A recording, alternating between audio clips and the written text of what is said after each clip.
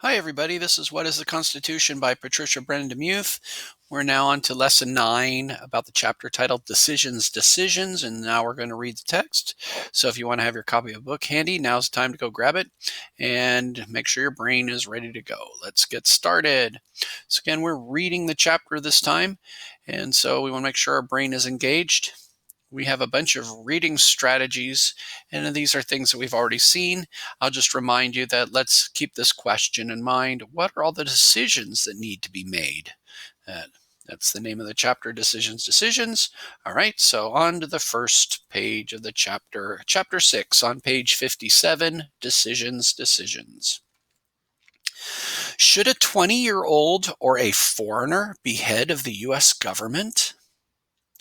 What should be done if that leader acts badly and breaks laws? Do ordinary citizens know enough to vote for a president? How long should members of Congress serve? Should Supreme Court justices keep their jobs for life? Decisions, decisions. Aha. So it's these kinds of questions apparently are things that have to be decided. That's the decisions, decisions, huh? The framers had so many questions to debate in order to put together a brand new government, even once the central issues were solved through compromises. Today, you can see their answers in action in our government. In its 11 years as a country, the United States hadn't had anyone in charge, but that had led to problems. A leader was needed to command the armed forces, to deal with foreign nations, to guide the United States in an emergency.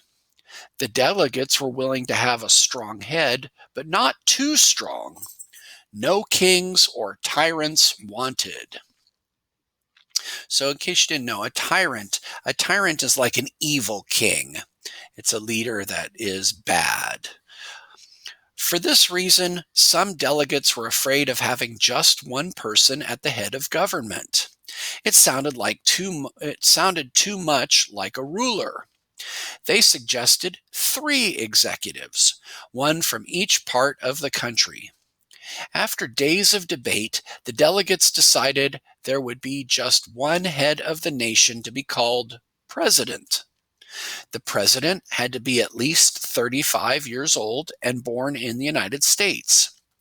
America's youngest presidents have been Theodore Roosevelt, 42, and John F. Kennedy, 43. So that's what these numbers refer to, their ages. Although the president would be named commander-in-chief, could he act on his own to declare war on an enemy? So commander-in-chief is the word that we use for the person in charge of the military. So they're the chief commander. So read that again. Although the president would be named commander-in-chief, could he act on his own to declare war on an enemy? No. The delegates believed that decision was too important for just one person to make. Only Congress could send the nation into war.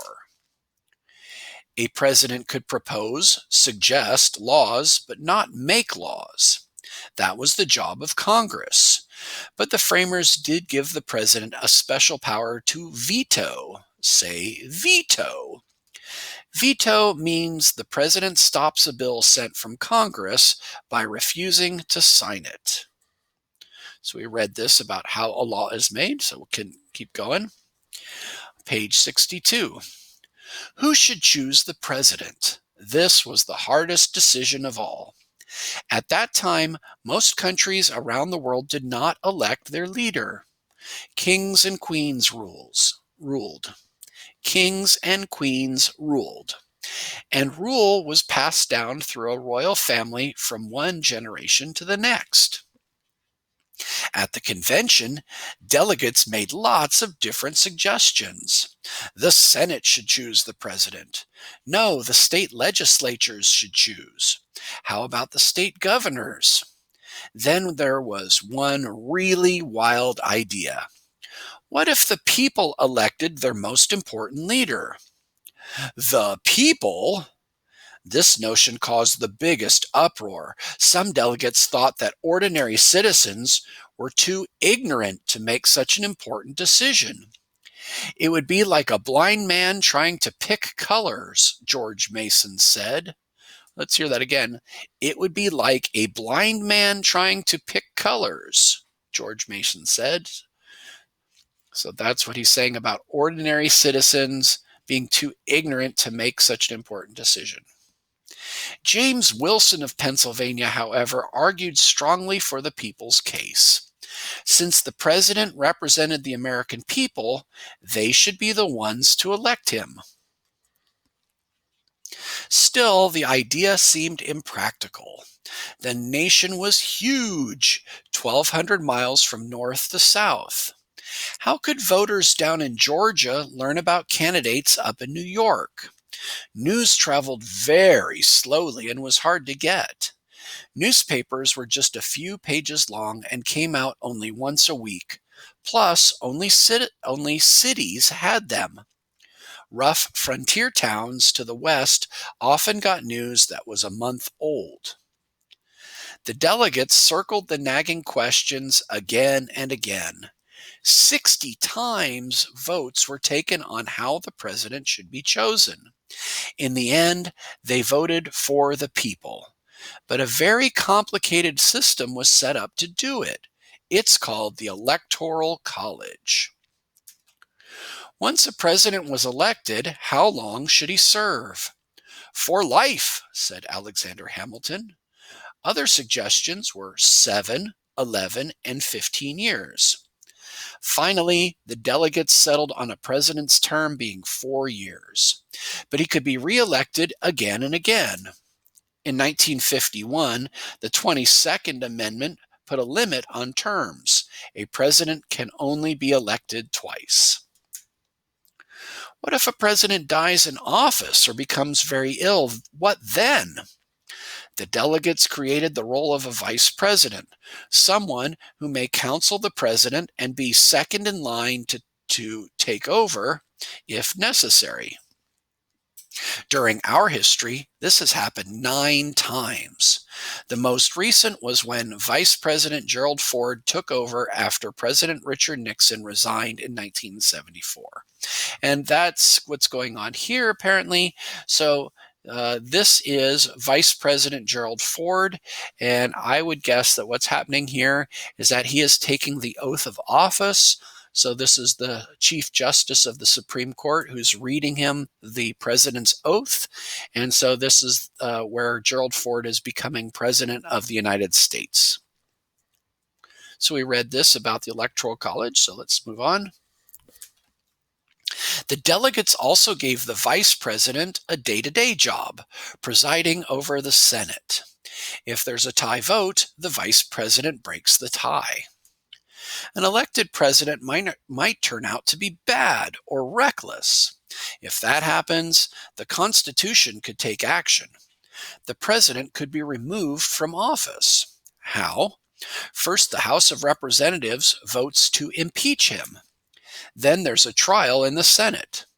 So far, only 2 presidents, Andrew Johnson and Bill Clinton, have been impeached, but neither was removed from office. So this book was written in 2018, and you might know that Donald Trump was also impeached. So really it's 3 presidents, but this was written before that happened. So 3 presidents have been impeached: Andrew Johnson, Bill Clinton, and Donald Trump, and none of them were removed from office. When the delegates turned their attention to the Supreme Court, decisions were easier to make. Delegates were very familiar with how courts worked. About half were lawyers themselves. They set up a Supreme Court with 9 judges to act something like referees. You can think of the judicial system being set up like a triangle. Lots of local courts at the bottom, higher courts in the middle that might overturn the rulings of lower courts, and then a Supreme Court at the very top. Only the most important cases reach the Supreme Court. It has the final say on any rule of law. It was important for Supreme Court judges to remain independent and never be swayed by the politics of the day.